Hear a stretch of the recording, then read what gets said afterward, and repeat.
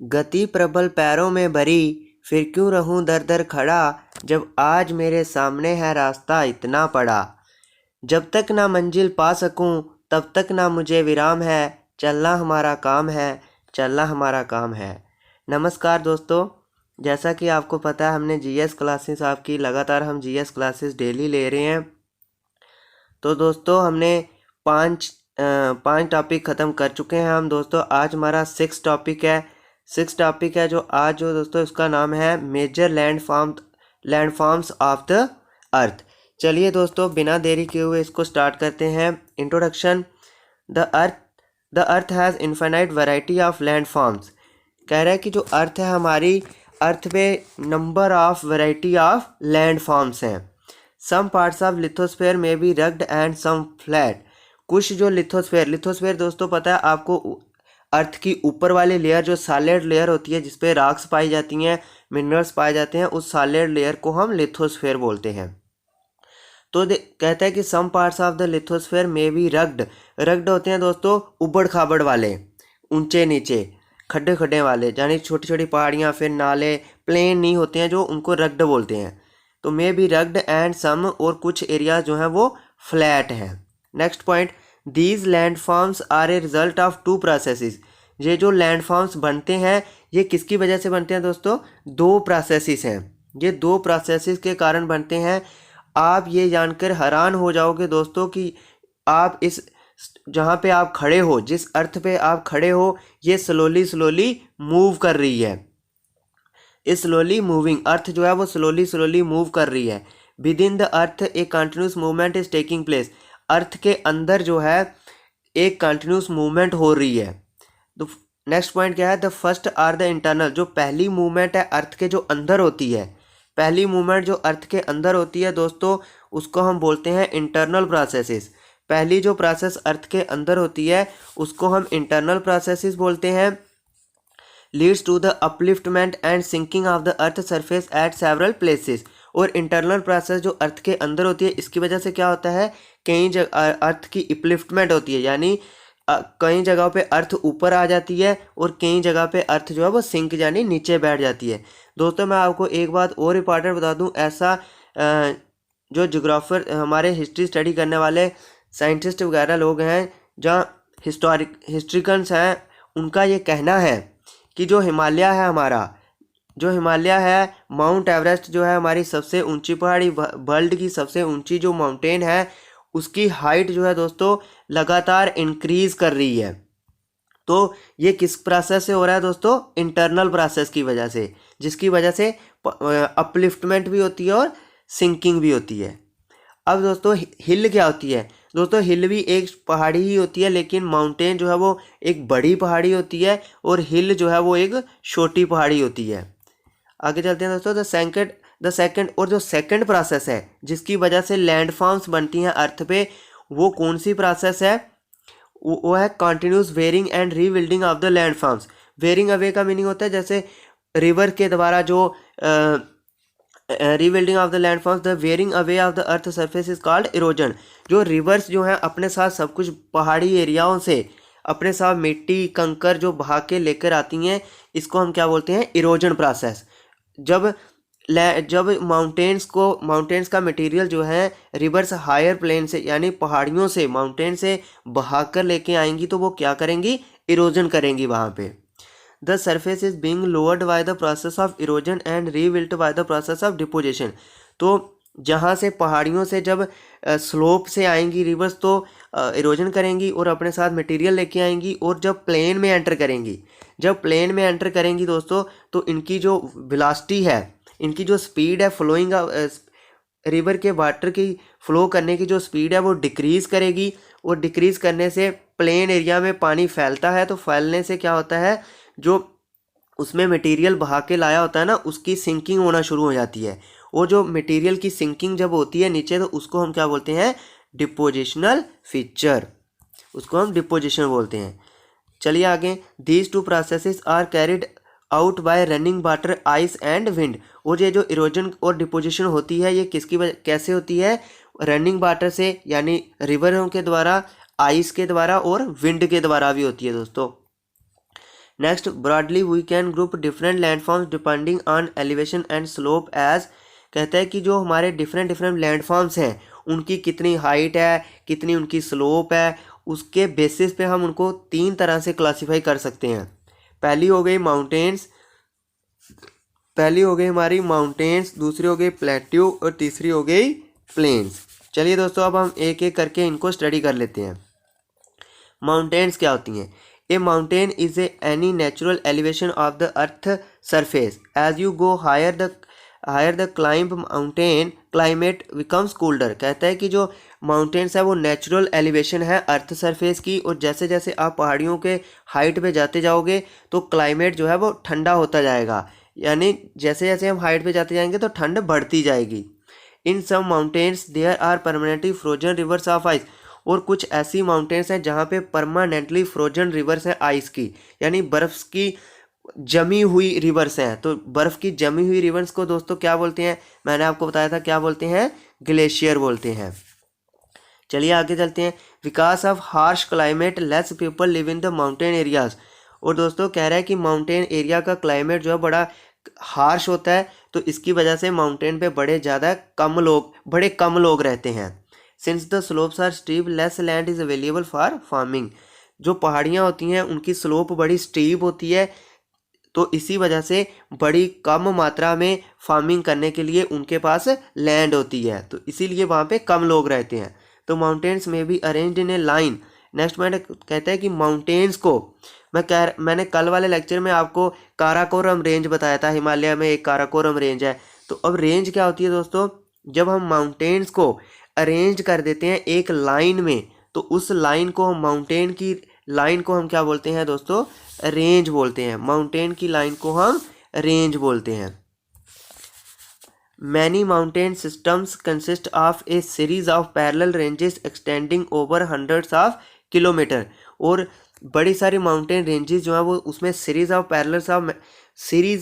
Parallel ranges extending from 100 over 100 of kilometre, यानी 100 kilometre की लंबी लंबी पहाड़ियाँ जो हैं वो एक रेंज में आती हैं। दोस्तों ये सामने दिख रहा है, ये फ़ोटो किसका है? ये वाटरफॉल का है।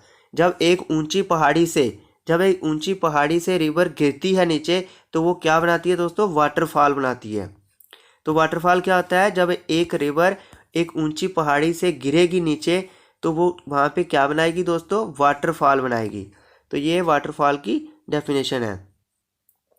दोस्तों ये चैप्टर बहुत ही ज़्यादा इंपॉर्टेंट है, इसके बहुत सारे क्वेश्चन पेपर में पूछे गए हैं। अभी अभी जो JKSSB का पेपर हुआ है उसमें भी इस चैप्टर से क्वेश्चन थे। जहाँ पे क्वेश्चन आएगा दोस्तों मैं बता दूंगा कि ये क्वेश्चन पेपर में इस तरह से पूछा गया था, और आगे वाले जो अपकमिंग एग्ज़ाम्स हैं कि उनमें इस तरीके से पूछा जा सकता है। दोस्तों ये हम फीचर्स अभी आगे पढ़ने वाले हैं। माउंटेन्स मैंने बता दिया आपको कि ऊंची ऊंची पहाड़ियाँ होती हैं, ये माउंटेन्स होती हैं। फिर मैंने माउंटेन रेंज बता दिया, जैसे ये एक रेंज आ रही है पहाड़ियों की, तो इसको हम लाइन में अरेंज कर देंगे तो ये क्या हो जाएगी? माउंटेन रेंज हो जाएगी। फिर दोस्तों प्लेट्यू क्या होता है? प्लेट्यू एक टेबल टॉप लैंड होती है, मैंने कल भी बताया था। जब एक ऊंची पहाड़ी के ऊपर प्लेन जगह होगी, प्लेन एरिया होगा जब ऊंची पहाड़ी के ऊपर, तो उसको हम क्या बोलेंगे? प्लेट्यू बोलेंगे। फिर दोस्तों बेसिन क्या होती है? बेसिन जो है वो रिवर जब जो प्लेन बनाती हैं, जहाँ से रिवर निकलती है, तो वो जो प्लेन बनाती हैं उसको बेसिन बोलते हैं दोस्तों। माउंटेन रेंज बता दिया, प्लेन्स मैंने बता दिया है जो प्लेन एरिया होते हैं। ट्राइब्यूटरी क्या होती है दोस्तों? जब एक रिवर, जहाँ एक छोटी नदी जब एक बड़ी रिवर के साथ जाके मिल जाती है, तो वो जो छोटी रिवर होती है वो उस रिवर की ट्राइब्यूटरी बन जाती है। तो छोटी रिवर को क्या बोलते हैं? उस रिवर की ट्राइब्यूटरी बोलते हैं। लेक दोस्तों आपको पता है। डेल्टा क्या होता है दोस्तों? जब एक बड़ी रिवर आती है तो समुद्र के साथ मिलती है ना, तो जब उसका जो माउथ होता है, माउथ भी बताता हूँ दोस्तों क्या होता है। जो उसका माउथ होता है, माउथ पे आके रिवर जो है वो डिफरेंट चैनल्स में डिवाइड होती है। तो जब वो डिफरेंट चैनल्स में डिवाइड होती है तो वो वहाँ पे प्लेन्स बनाती है। वो जो प्लेन्स माउथ पे बनाती है, उन प्लेन्स को हम डेल्टा बोलते हैं।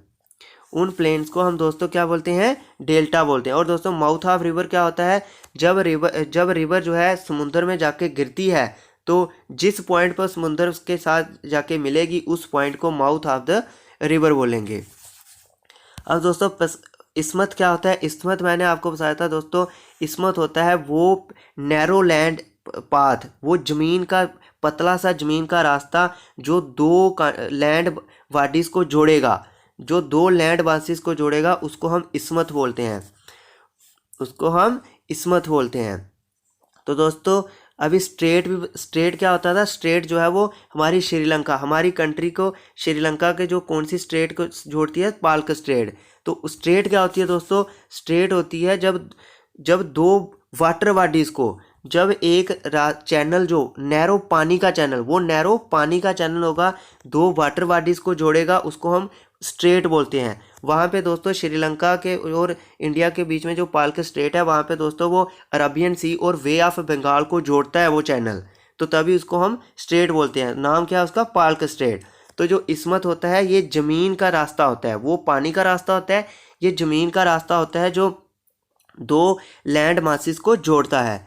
दोस्तों मैंने यहाँ से आपको स्ट्रेट भी बता दिया है, इस्मत भी बता दिया आपको। तो मैंने इस फिगर के सारे पॉइंट्स आपको डिफाइन कर दिए हैं। यहाँ पे दोस्तों बचता है हिल।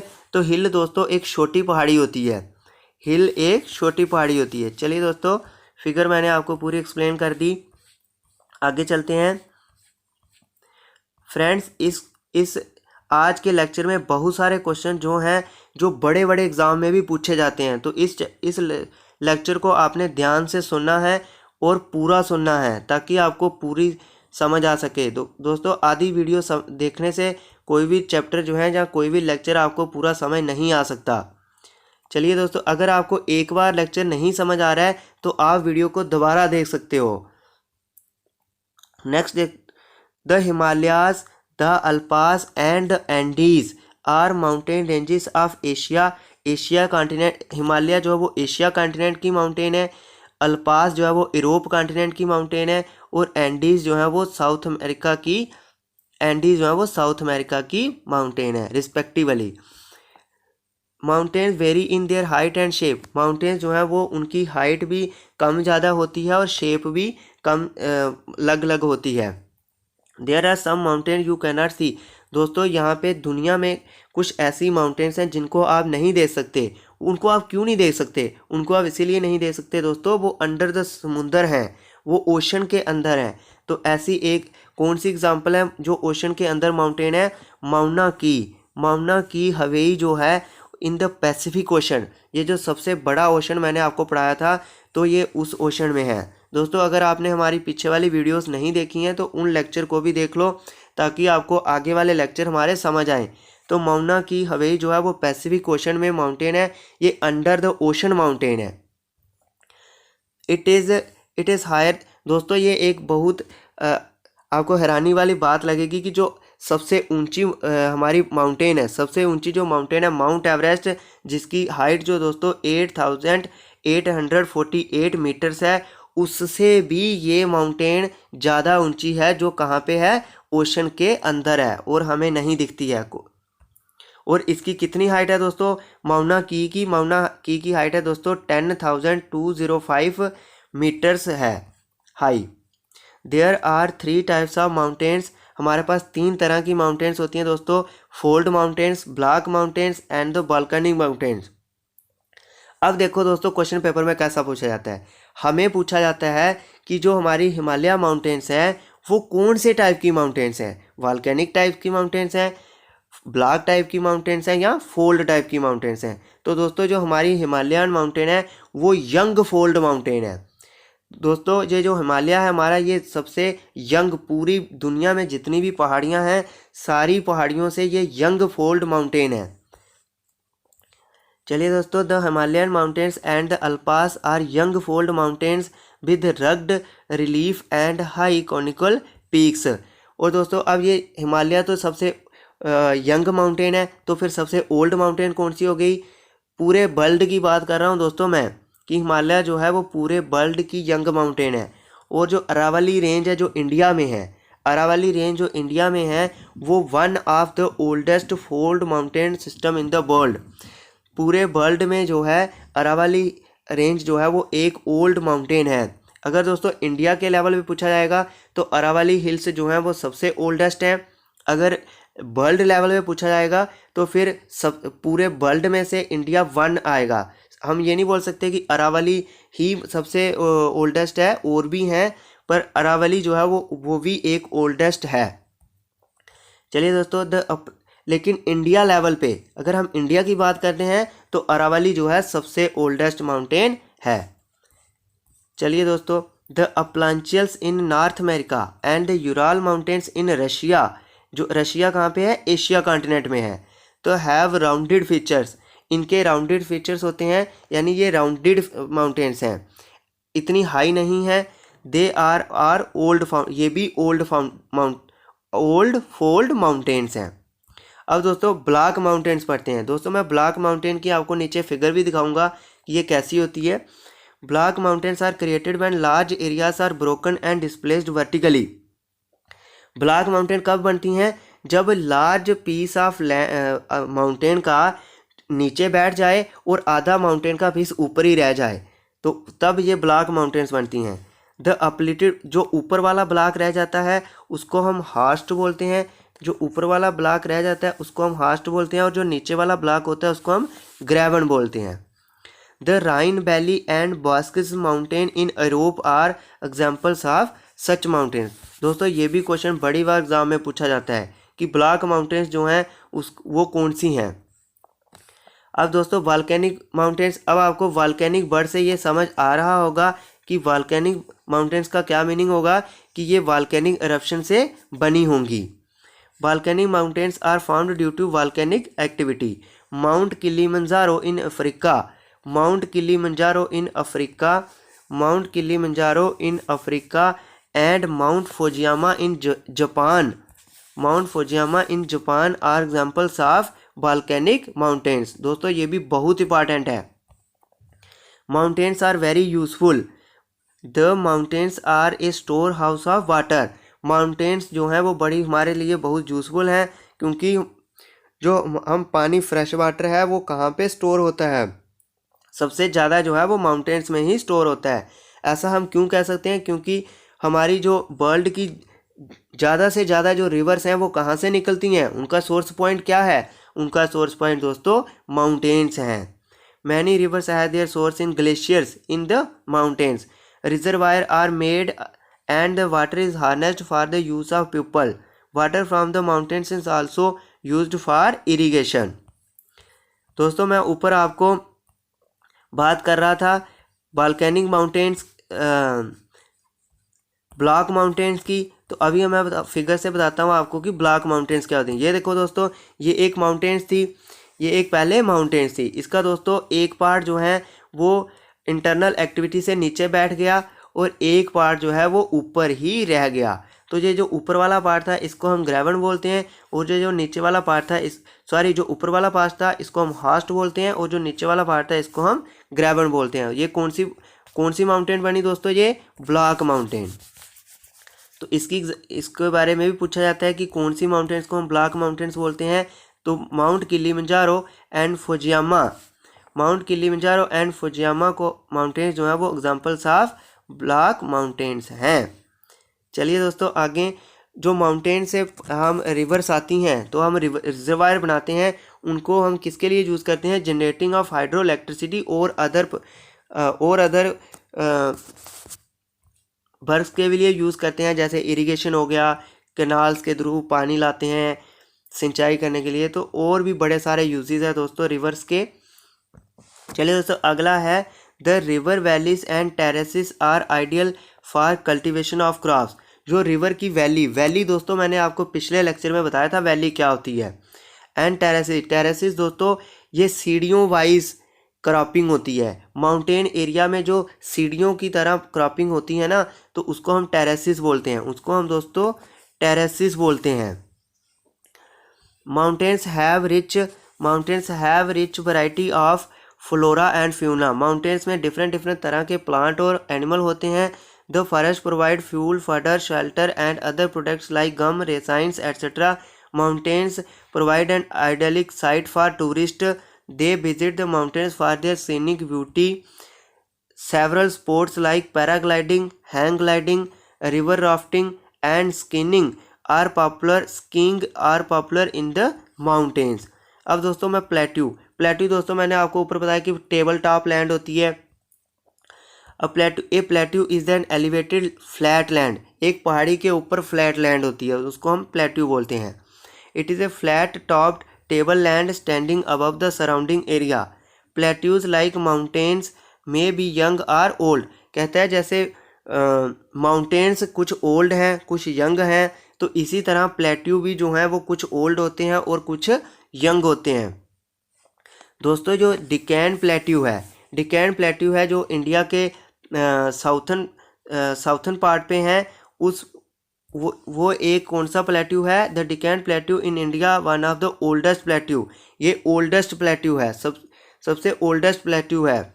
वन ऑफ द दोस्तों अगर आएगा इंडिया लेवल पे आएगा तो इंडिया डिकैन प्लेट्यू सबसे ओल्डेस्ट है इंडिया लेवल पे, लेकिन ये वर्ल्ड लेवल पे आएगा, पूरी दुनिया के लेवल आएगा तो फिर हम वन ऑफ द बोल सकते हैं कि ओल्डेस्ट में से एक है। दोस्तों the East African plateau in Kenya, Tanzania and Uganda and the western plateau of Australia are the examples of old plateaus. चलिए दोस्तों आगे बढ़ते हैं। The Tibet plateau is the highest plateau in the world. जो Tibet plateau है दोस्तों आपको पता है तिब्बत प्लेट्यू कहाँ पे है? ले पे आगे जो चाइना में पड़ता है, तो वो कौन सा है? तिब्बत प्लेट्यू। दोस्तों ये वर्ल्ड लेवल पे है। जो तिब्बत प्लेट्यू है वो पूरी दुनिया का, पूरे वर्ल्ड का सबसे हाईएस्ट प्लेट्यू है, और जिसकी हाइट कितनी है दोस्तों? 4000 to 6000 metres above the mean sea level.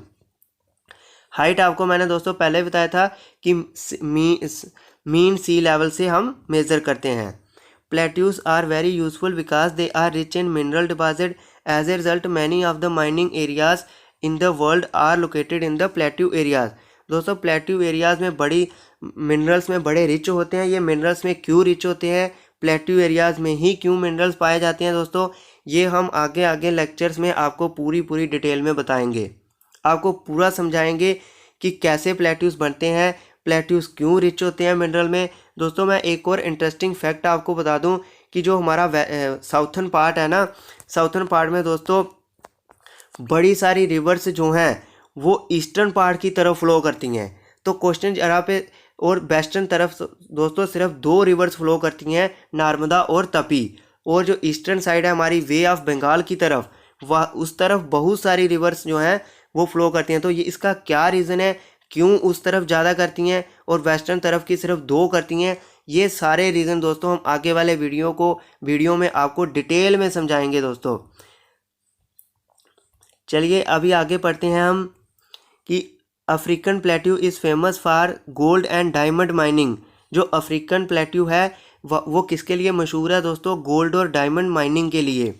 In India huge reserves of iron, coal and manganese are found in the Chota Nagpur plateau.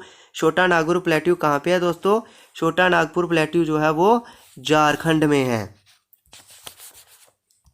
In the plateau areas, ये भी क्वेश्चन दोस्तों पूछा जाता है कि छोटा नागपुर प्लेट्यू कहाँ पे है, तो छोटा नागपुर प्लेट्यू जो है वो झारखंड में है। In the plateau areas there may be several waterfalls as the river. अब कहते हैं प्लेट्यू एरियाज में बड़े सारे वाटरफॉल्स होते हैं, और वाटरफॉल कब बनते हैं? जब एक रिवर जो है ऊपर पहाड़ी से नीचे गिरेगी, हाइट से गिरेगी, तो क्या बनेगा दोस्तों? वाटरफॉल बनेगा। क्या बनेगा? वाटरफॉल। चलिए दोस्तों इन इंडिया ये है waterfall. In India the Hundru falls in the Chota Nagpur plateau. जो हुंड्रू फॉल्स है Chota Nagpur plateau on the river Subarnarekha, and the Jog fall in Karnataka on the river Sabarmati are examples of such waterfall. अब दोस्तों सुनो क्वेश्चन कहाँ से आता है। क्वेश्चन ये आता है कि द हुंड्रू वाटरफॉल जो है वो किस रिवर पे है? तो किस रिवर पे है? सुबर्णिखा रिवर पे है। कहाँ पे है? छोटा नागपुर प्लेट्यू पे है। फिर यहाँ अगले क्वेश्चन में ऐसा पूछा जाएगा कि जो साबरमती रिवर पे वाटरफॉल है कर्नाटका में, उसका क्या नाम है? तो उसका नाम है जाग फॉल। तो दोस्तों ये कुछ तरीके होते हैं क्वेश्चन पूछने के, वो डिफरेंट वे से एक ही क्वेश्चन को पूछते हैं। तो आपने दोस्तों हर एक प्रकार से क्वेश्चन को याद रखना है। चलिए आगे देखते हैं दोस्तों। The lava plateau are rich in black soil that are fertile and good for cultivation. Many plateaus have scenic spots are of great attraction to tourist. कहता है बड़े सारे प्लेट्यू जो हैं वो सीनिक स्पॉट हैं और वो टूरिस्ट को बड़े अट्रैक्ट करते हैं। अब दोस्तों आगे हैं plains. Plains are large stretches of flat land. They are generally not more than 200 metres above mean sea level. Most of the plains are found by rivers and their tributaries. अब दोस्तों आपको river भी पता है और tributaries भी पता है, मैंने ऊपर बता दिया। तो बड़े सारे प्लेन जो हैं वो कैसे बने हुए हैं, रिवर्स और ट्राइब्यूटरीज के द्वारा बने हुए हैं। The rivers flow down the slope of mountains and erode them. They carry forward the eroded material, then they deposit their load consisting of stones, sand and silt along their courses and their valleys. It is from this deposit that plains are formed. ये दोस्तों explain किया मैंने कि planes कैसे बनते हैं। दोस्तों जब पहाड़ियों से एक रिवर नीचे आती है स्लोप्स पे, तो स्लोप होने की वजह से दोस्तों वो वहाँ से बड़ा कुछ अपने साथ इरोड करके लाती है। तो जब वो एक प्लेन एरिया में एंटर करती है, जब उसकी स्पीड जो है दोस्तों उसकी वाटर की डिक्रीज़ कर जाती है, तो वहाँ पे वो अपना लोड जो है वो नीचे छोड़ना शुरू करती है। तो वहाँ पे क्या बनाती है दोस्तों, डिपोजिशन करती है। तो उस डिपोजिशन फीचर से क्या बन जाते हैं, वहाँ पे बड़े बड़े प्लेन्स बन जाते हैं। तो उन्हीं को दोस्तों हम क्या बोलते हैं, प्लेन्स बोलते हैं। ये समझ आ गया आपको दोस्तों प्लेन्स कैसे बनते हैं। अब दोस्तों आगे चलते हैं। Generally plains are very fertile. Generally plains जो हैं बड़े उपजाऊ होते हैं। कंस्ट्रक्शन ऑफ ट्रांसपोर्ट नेटवर्क यहाँ पे बड़ा इजी रहता है और इसीलिए ये प्लेन्स फर्टाइल होते हैं। यहाँ पे रोड्स ट्रांसपोर्ट नेटवर्क जो है बड़ा बनाना इजी रहता है। तो इसी कारण दोस्तों जो हमारे प्लेन्स हैं वहाँ पे पॉपुलेशन जो है वो बड़ी ज़्यादा है। पूरे वर्ल्ड की बात कर रहा हूँ दोस्तों, पूरे वर्ल्ड में जो प्लेन एरियाज़ हैं वहाँ पे पॉपुलेशन जो है हमारी बहुत ज़्यादा है। Some of the largest plains found by the rivers are found in Asia and North America. For example in Asia these plains are found by the Ganga and the Brahmaputra in India and the Yangtze in China. कहता है क्या कह रहा है कि Asia plain में largest plains found by the rivers are found in Asia और North America, दो ऐसे कॉन्टिनेंट हैं यहाँ पे जो हैं सबसे बड़े बड़े प्लेन्स पाए जाते हैं, जो किनके द्वारा बने हुए हैं, रिवर्स के द्वारा बने हुए हैं। तो एशिया में दोस्तों गंगा और ब्रह्मपुत्रा रिवर जो है वो सबसे बड़ा प्लेन्स बनाती हैं, और जो यांगसे रिवर चाइना में है। अब दोस्तों ये मोस्ट इंपॉर्टेंट क्वेश्चन है कि ये पूछा जाता है कि यांगसे रिवर कहाँ से फ्लो करती है। तो यांगसे रिवर दोस्तों चाइना से फ्लो करती है। ये भी क्वेश्चन पेपर में पूछा जाता है। In India too the Indo Gangetic plains are most densely populated regions of the country. दोस्तों इंडो गंगेटिक प्लेन्स कौन से हो गए, जो गंगा बनाती है, तो उन प्लेन्स को हम इंडो गंगेटिक प्लेन्स बोलेंगे। अब दोस्तों landforms and the people. Humans have living on different kinds of landforms in different ways. Life is difficult in mountainous area. Plains provide much better conditions. दोस्तों ये कह रहा क्या है कि प्लेन्स जो हैं वो बड़ी ज़्यादा रिच सही कंडीशन जो है प्रोवाइड करते हैं पीपल को, तभी पीपल जो है वो प्लेन एरिया में थिकली पॉपुलेटेड है, इसीलिए वहाँ प्लेन एरिया की पॉपुलेशन ज़्यादा रहती है। और जो माउंटेन्स एरिया हैं वहाँ पे रहना बहुत कठिन होता है, इसीलिए वहाँ पे पॉपुलेशन कम है दोस्तों। तो इसी के साथ दोस्तों अब एक बहुत इंपॉर्टेंट क्वेश्चन है, ये भी करंट क्वेश्चन पेपर में पूछा जाता है कि स्वच्छ भारत मिशन जो है ये कब लॉन्च हुआ था, किसने लॉन्च किया था और इसके एम क्या थे, इसको लॉन्च करने के लक्ष्य क्या थे। दोस्तों इसके क्या लक्ष्य थे मैं पूरा डिटेल में बताता हूँ आपको। Healthy mind lives in healthy body, ये कोटेशन दी थी हमारी गवर्नमेंट ने कि healthy mind lives in healthy body, clean environment particularly clean water, air and hygienic surrounding are pre requests. Swachh Bharat mission a government of India programme aims to achieve all these for people, it is our duty. कहता है ये वाला स्वच्छ Bharat mission हमें क्या कहता है, कहता है कि ये हमारी ड्यूटी है, वर्ल्ड इंडिया में रहने वाले हर एक सिटीजन की ये ड्यूटी है कि वो अर्थ पे सफाई रखे, अर्थ को साफ रखे आने वाली जनरेशन के लिए, क्योंकि अगर हम अर्थ पे ज़्यादा से ज़्यादा गंद डालते जाएंगे तो आने वाली जनरेशन को बहुत ज़्यादा नुकसान होने वाला है। तभी जो ये स्वच्छ भारत मिशन इसी को यही एम के लिए लॉन्च किया गया था। इसका एम यही था कि हम अर्थ को साफ रखेंगे। अब दोस्तों दूसरा इंपॉर्टेंट क्वेश्चन है कि ये कब लॉन्च किया था। तो स्वच्छ भारत मिशन दोस्तों 2 अक्टूबर 2014 को लॉन्च किया था by the prime minister of India Narendra Modi. तो दोस्तों ये क्वेश्चन था, बहुत ही इंपॉर्टेंट था, इसको हमने डिस्कस कर लिया। दोस्तों इसी के साथ हमारी आज का लेक्चर ख़त्म हुआ। अगर दोस्तों आपको हमारा लेक्चर समझ आता है तो इसको ज़्यादा से ज़्यादा शेयर करो ताकि आपके दोस्तों को भी इसका फ़ायदा हो सके। दोस्तों जो आने वाले अपकमिंग जेके एसएसबी के एग्ज़ाम्स हैं, जैसे दोस्तों जितने भी एग्ज़ाम्स हैं, एसआई का है जो अभी कंडक्ट करवाना है जेके एसएसबी ने, तो उसके लिए दोस्तों हम पूरी स्ट्रेटजी के साथ उसका सिलेबस कंप्लीट करने वाले हैं। तो अगर आपने हमारा चैनल सब्सक्राइब नहीं किया है तो हमारे चैनल को सब्सक्राइब कर लें और प्रेस द बेल आइकन ताकि आपको हमारी वीडियो की सबसे पहले नोटिफिकेशन मिल सके। दोस्तों जय हिंद।